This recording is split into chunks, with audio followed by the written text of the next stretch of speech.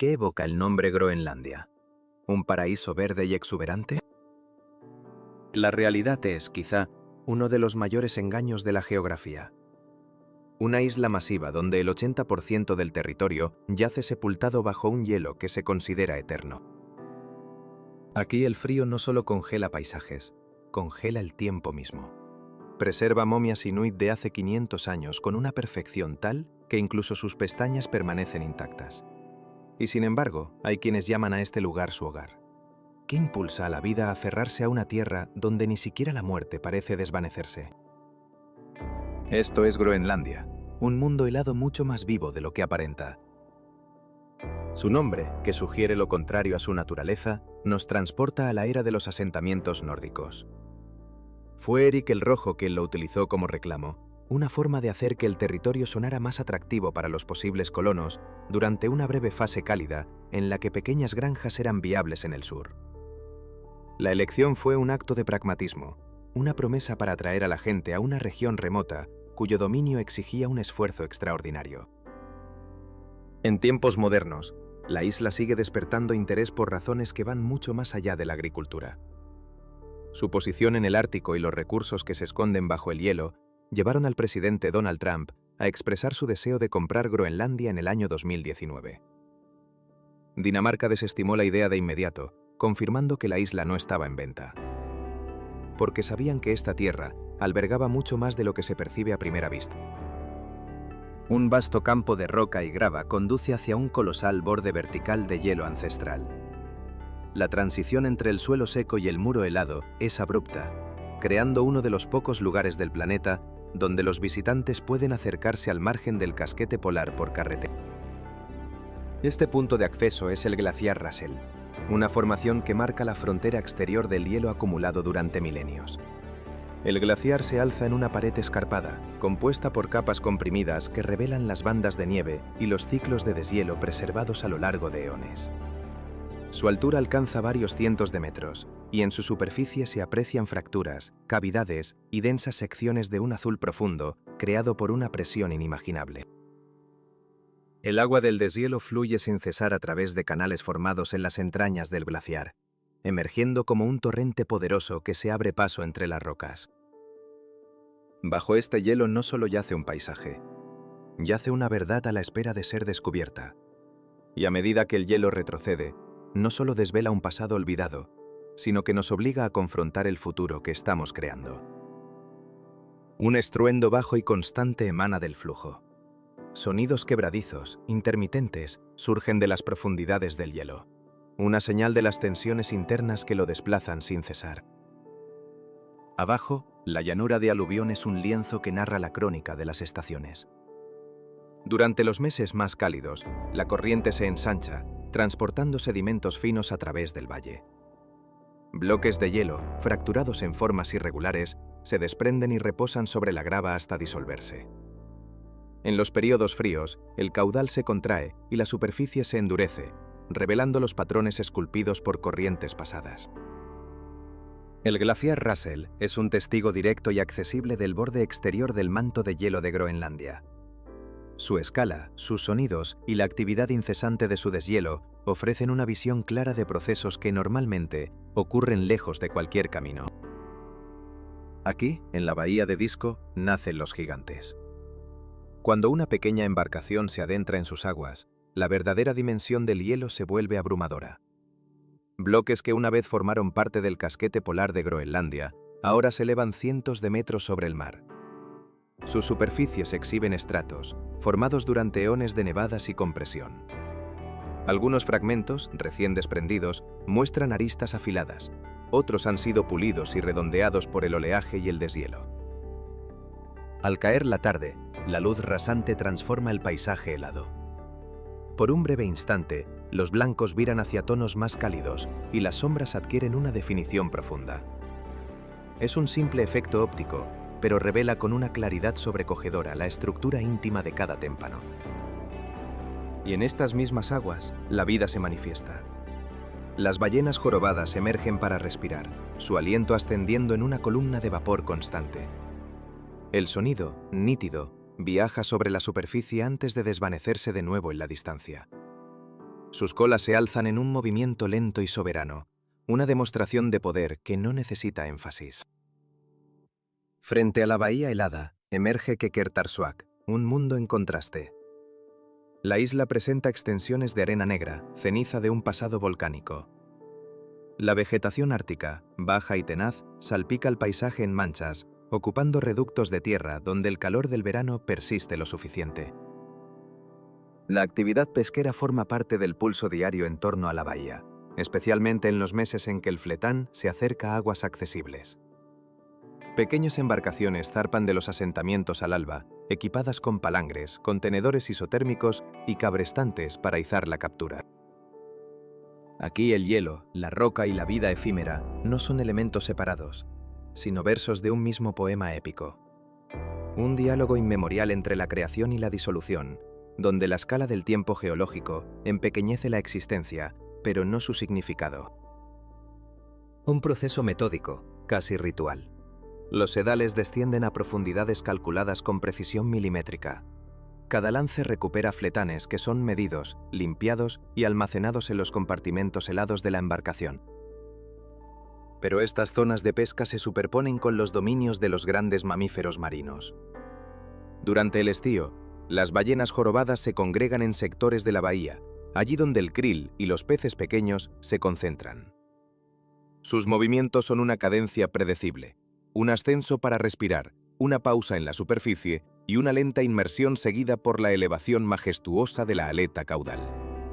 El comportamiento se repite a lo largo del día, permitiendo a los observadores documentar patrones y estimar la magnitud de sus poblaciones. Las imágenes submarinas revelan a estas mismas criaturas moviéndose metódicamente a través de las zonas de alimentación, con amplios y poderosos barridos de sus aletas. Actividades estacionales, la pesca y la alimentación de las ballenas, que coexisten con la deriva incesante de los témpanos, creando un paisaje de capas superpuestas de esfuerzo humano y ciclo natural. Hay un lugar en Groenlandia donde el sonido precede a la visión. Al principio se asemeja a un trueno lejano, incluso en días despejados donde no hay tormenta. El estruendo emana de un glaciar que se desprende sin cesar en fragmentos de hielo. Solo cuando el eco se asienta, la fuente se revela.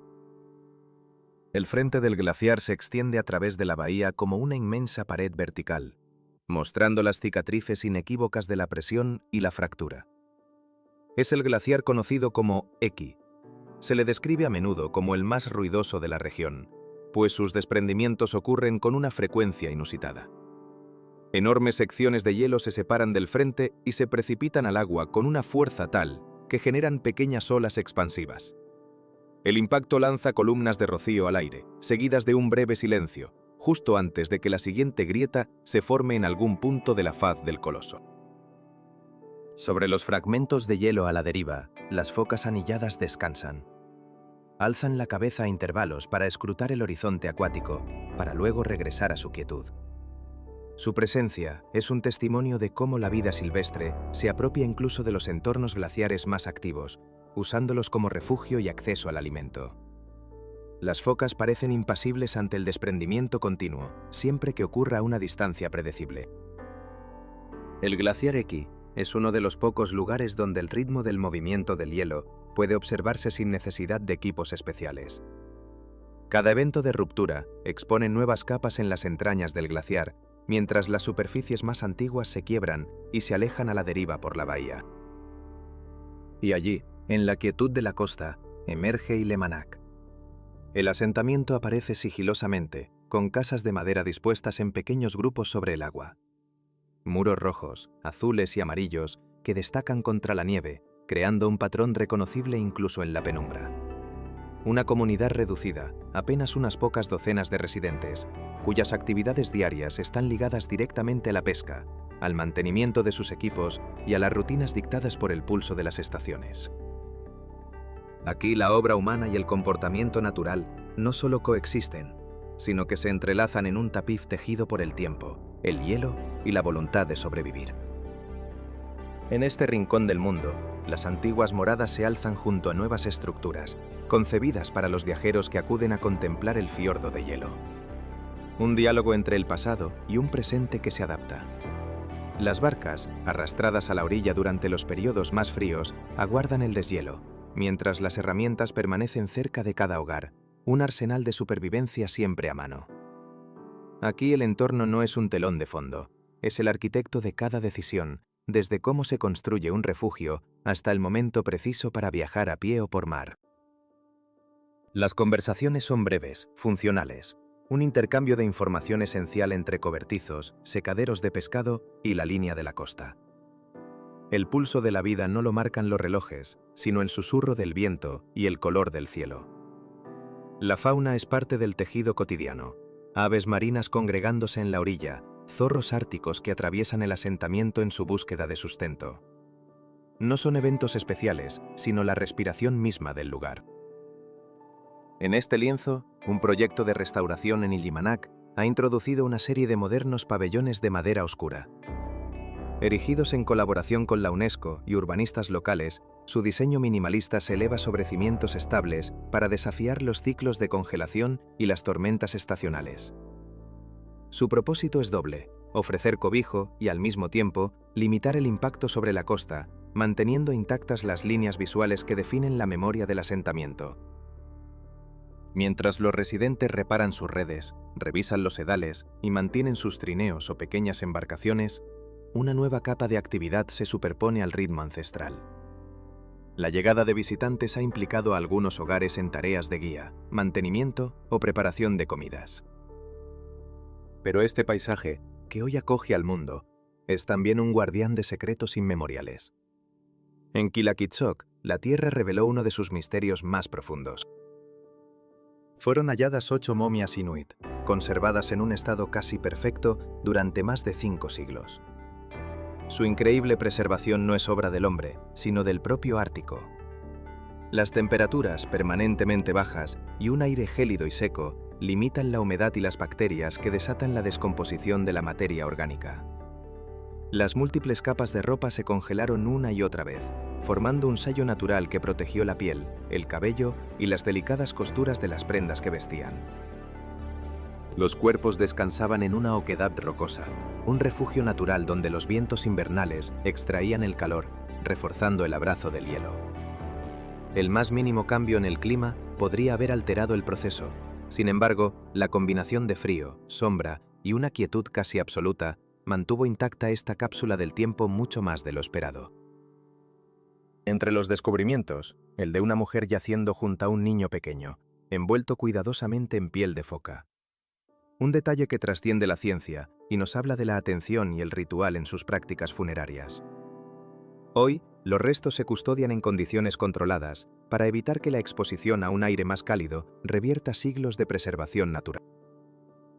El yacimiento demuestra cómo los extremos ambientales pueden suspender la decadencia, dejando un registro de una claridad sin precedentes sobre la vida inuit a finales del siglo XV.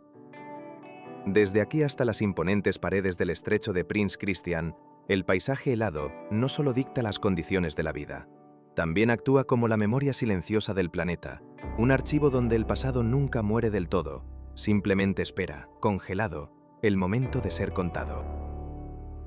El fiordo se despliega como un corredor inmutable, una vía de agua que guía la vista hacia las cumbres distantes. La superficie, de una calma insólita, solo es perturbada por el avance de la embarcación y los fragmentos de hielo que derivan con la corriente. La nieve perpetua descansa en las cornisas superiores de los acantilados, mientras que las capas más oscuras de roca expuesta revelan las cicatrices de una actividad glaciar ancestral. Delgados hilos de agua de deshielo se precipitan desde las alturas, trazando estrechas franjas blancas que descienden por la pared de roca. Algunos se dispersan en una fina bruma antes de tocar el agua. Otros mantienen un flujo constante, creando leves ondas en el punto de contacto. La escala de los acantilados se hace tangible cuando la embarcación se aproxima lo suficiente para observar su textura. Largas fracturas, manchas de musgo en recovecos resguardados y zonas pulidas por la presión de los siglos. No hay cambios bruscos de elevación.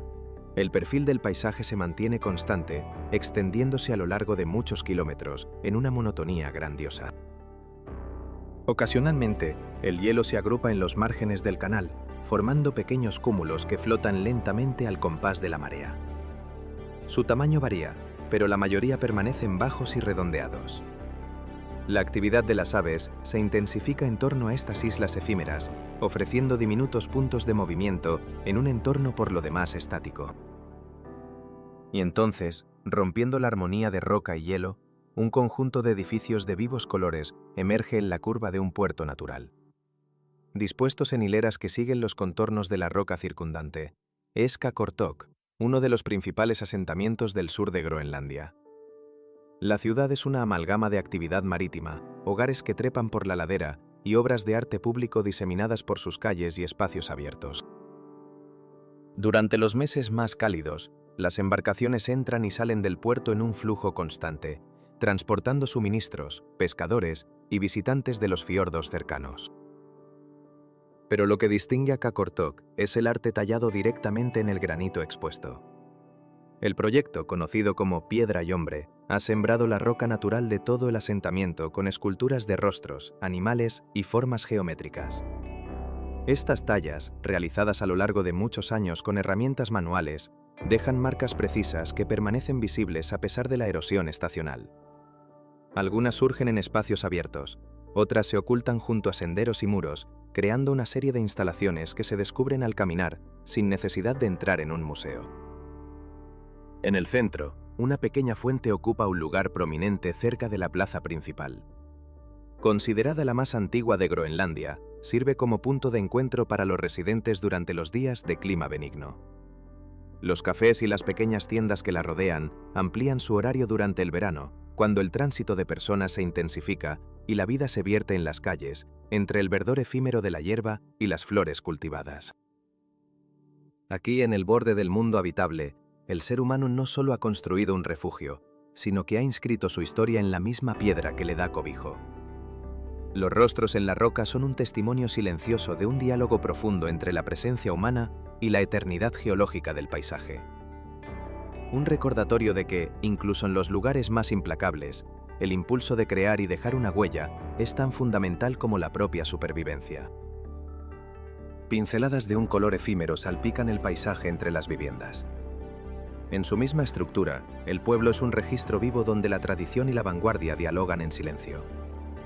Funciona como una comunidad residencial, pero también como una galería abierta, donde el arte se integra en el entorno sin separarse del movimiento diario a través del puerto y la ladera.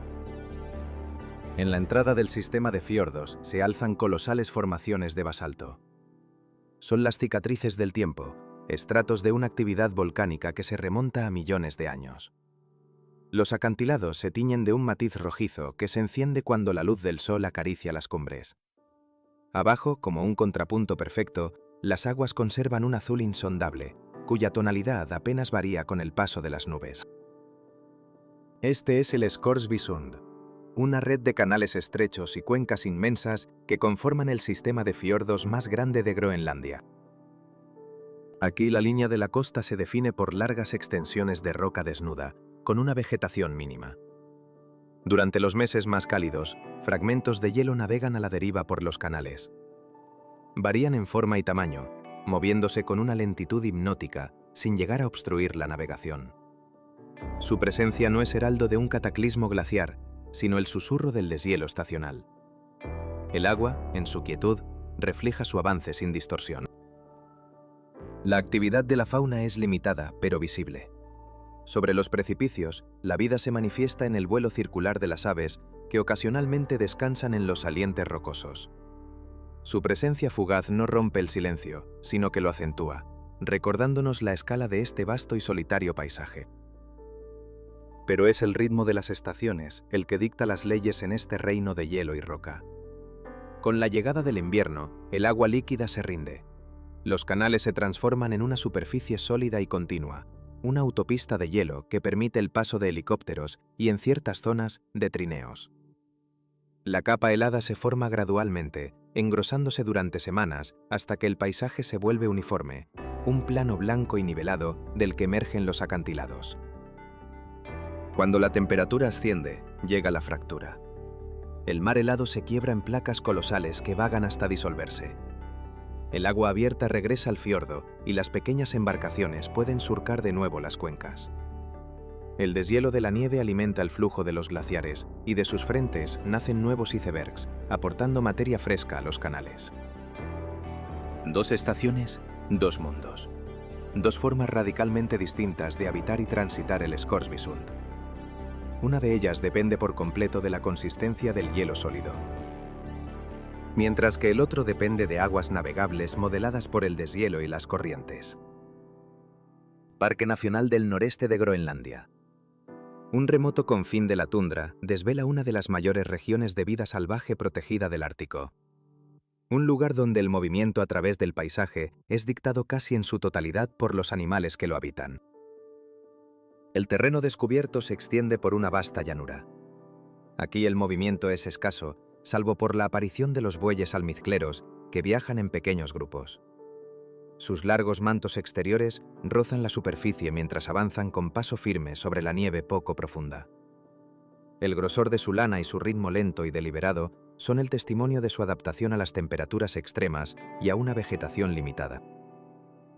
El zorro ártico se desliza por el mismo entorno con pasos más ágiles, más veloces.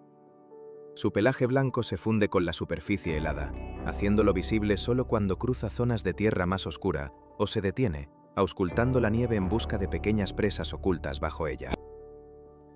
En ciertos periodos, un lobo ártico puede manifestarse en la distancia, siguiendo un patrón de movimiento similar al del zorro, pero a una escala mayor.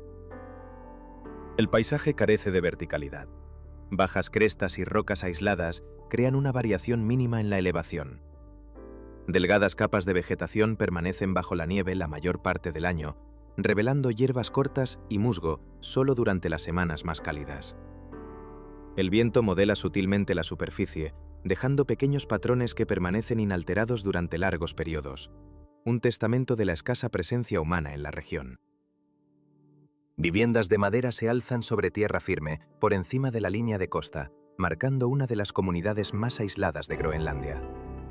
El asentamiento mantiene un ritmo silencioso, moldeado por las condiciones estacionales. La actividad diaria se organiza en torno a prácticas de subsistencia y rutas de transporte limitadas.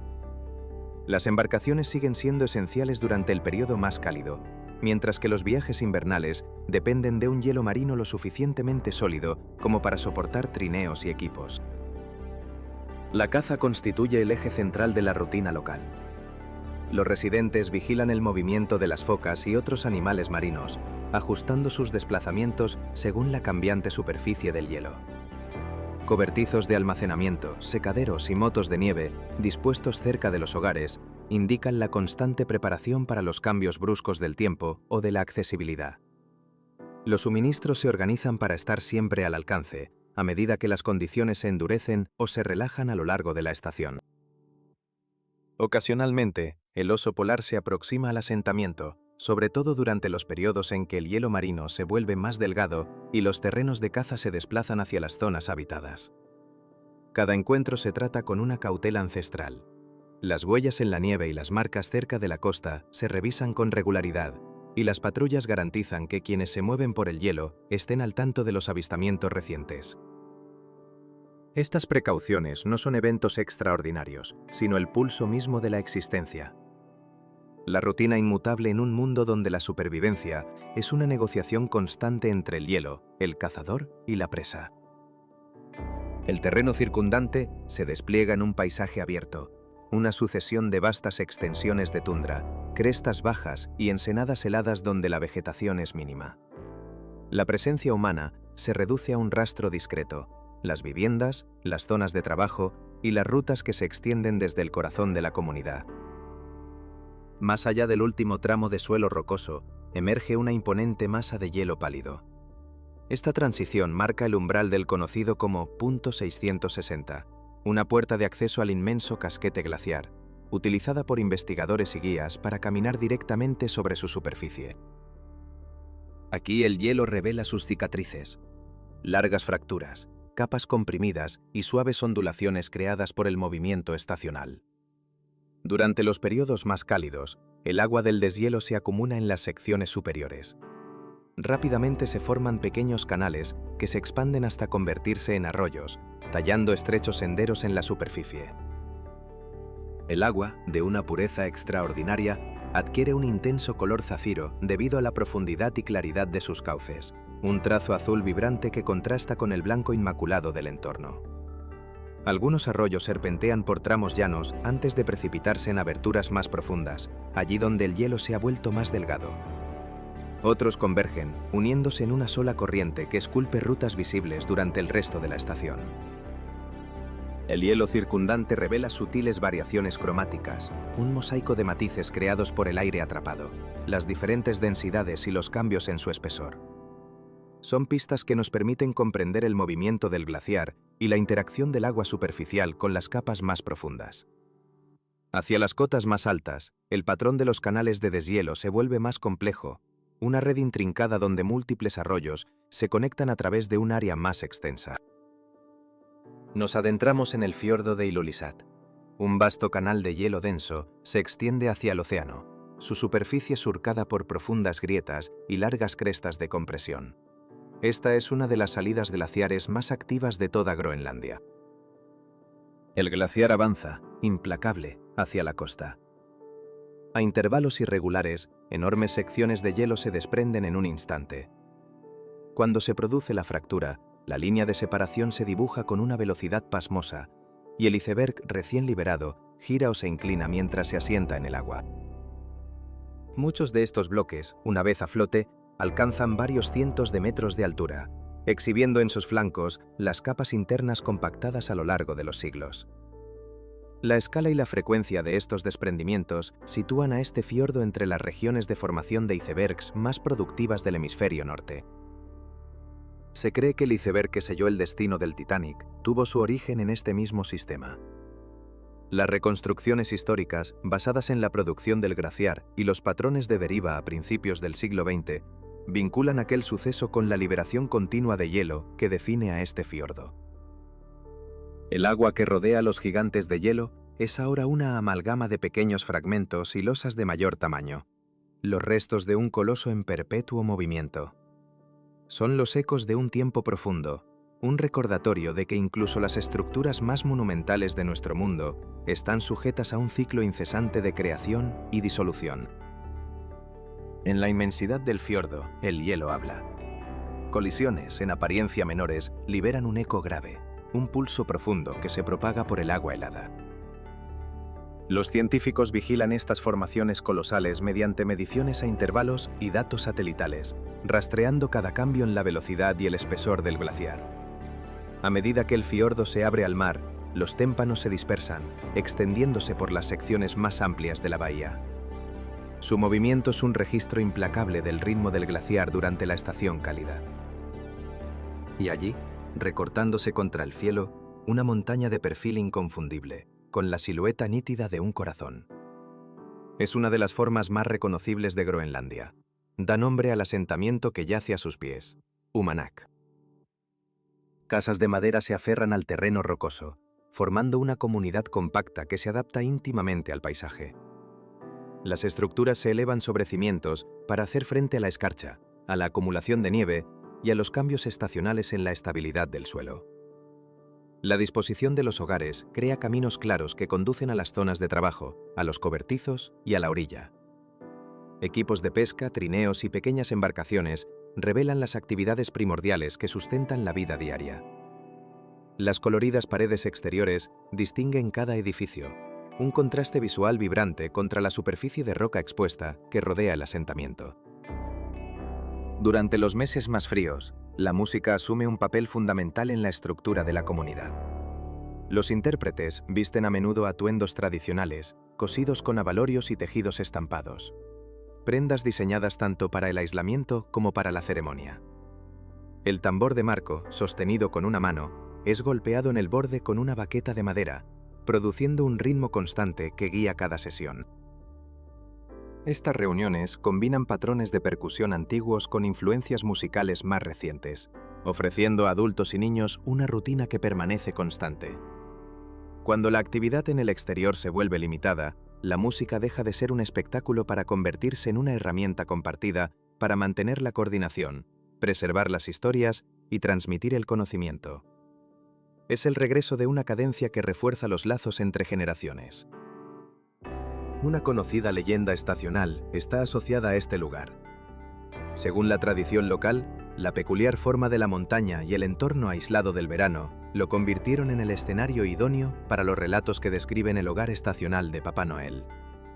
Una referencia cultural, más que una afirmación histórica, utilizada principalmente en eventos comunitarios y visitas ligadas a la música y las tradiciones narrativas locales. El entorno permanece en silencio durante largos periodos. Solo pequeños grupos de residentes y perros de trabajo se mueven entre las estructuras. En invierno, el sonido viaja puro y nítido a través del hielo. Se oye en el aire. Un silencio que el verano rompe con el murmullo del agua abierta y el tráfico constante de las embarcaciones. Aquí la vida no se mide en horas, sino en el ciclo de las mareas. No en años, sino en el avance y retroceso del glaciar. Es un diálogo perpetuo entre la resiliencia humana y la monumentalidad del tiempo, escrito en el hielo y cantado al compás de un tambor. La silueta de la montaña permanece, inmutable a través de los cambios, sirviendo como el eje central que organiza el lienzo visual de la ciudad. Las condiciones de la luz, en su lento declive diario, desvelan texturas cambiantes tanto en la roca como en las casas que yacen a sus pies. A lo largo de la línea de costa, emerge una concentración de edificios modernos, la señal inequívoca del mayor centro urbano de Groenlandia. Este asentamiento es conocido como Nuuk, una ciudad que entrelaza las ancestrales tradiciones inuit con las estructuras administrativas y culturales del siglo XXI. Complejos residenciales, oficinas e instalaciones públicas ocupan las secciones aterrazadas del terreno, creando una disposición que la distingue de las comunidades más pequeñas diseminadas por todo el país. Una de sus estructuras más reconocibles es el Centro Cultural Katuak. Su fachada curva y sus paneles de madera conforman un diseño contemporáneo destinado a albergar conciertos, exposiciones y reuniones comunitarias. En su interior, la iluminación y la acústica dan soporte a una amplia gama de espectáculos, mientras que las exposiciones rotativas ponen de relieve tanto el legado inuit como la creación artística moderna. El edificio funciona como un punto de encuentro para residentes, visitantes y artistas de las distintas regiones de Groenlandia. La actividad diaria en Nuuk refleja un ritmo urbano moldeado por la educación, el gobierno, la pesca y las industrias emergentes. Escuelas, comercios y oficinas administrativas operan durante todo el año, y la presencia de restaurantes y pequeñas empresas demuestra un cambio hacia la diversificación de los servicios locales. Las calles acogen un tráfico constante y el transporte público conecta el distrito central con los barrios residenciales situados en las laderas circundantes. Las prácticas tradicionales, sin embargo, permanecen visibles. Los barcos de pesca zarpan con regularidad y los talleres mantienen las herramientas utilizadas para la caza y los viajes invernales. Muchos residentes combinan el empleo moderno con actividades estacionales ligadas a la historia de sus familias, dando como resultado una mezcla de rutinas que difieren entre los hogares. Los estilos arquitectónicos varían desde las clásicas casas de madera hasta las más nuevas estructuras de hormigón. Esta combinación traza la progresión de la ciudad, desde asentamientos centrados en la subsistencia hasta una capital funcional con una infraestructura en expansión. El perfil de la ciudad se mantiene relativamente bajo, permitiendo que el telón de fondo montañoso domine el encuadre visual. La atmósfera es de una claridad absoluta. El hielo y las aguas abiertas se funden en una distancia continua, marcada únicamente por el avance constante de una embarcación que se abre paso a través de la quietud. Su estela desaparece casi de inmediato, dejando la superficie inalterada. Muy por encima, lentas bandas de color comienzan a formarse y derivan a través del firmamento. Su movimiento es silencioso, un espectáculo cósmico que se despliega sobre un mundo donde el tiempo parece medirse no en horas, sino en mareas y estaciones. La luz se transforma, sin patrón reconocible. El eco del hielo al resquebrajarse se pierde en prolongados silencios, para después regresar desde un lugar más allá del horizonte. Diminutos asentamientos costeros se revelan durante breves instantes. Luego, vuelven a sumergirse en la oscuridad, al paso arrollador de las nubes. Nada aquí anuncia un final. El paisaje persiste en su ritmo inmutable. El firmamento conserva su latido pausado. Y el agua absorbe todo vestigio de movimiento.